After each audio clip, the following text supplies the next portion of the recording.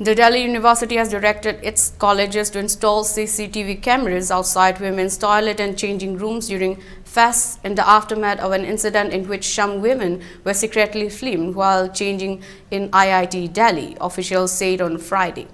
In a recent advisory, the administration also asked its colleges and departments to ensure that CCTV camera arrangements were made at all gates of the institutes and hostels to avoid any mishap.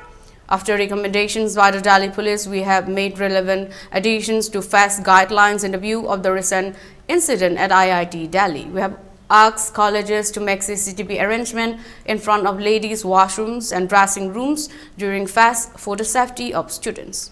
DU Proctor Rashni Abi. Last October, about 10 students of Delhi University's Bharati College complained that they were secretly filmed while changing in an IIT Delhi washroom during a fashion show at the institute's fest.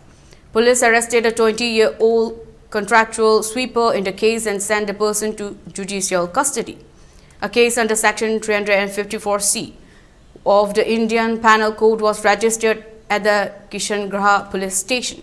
Under the revised guidelines, the college have been asked to conduct an assessment of their boundary walls before any big event and install low concertina wires to prevent outsiders from scaling the walls.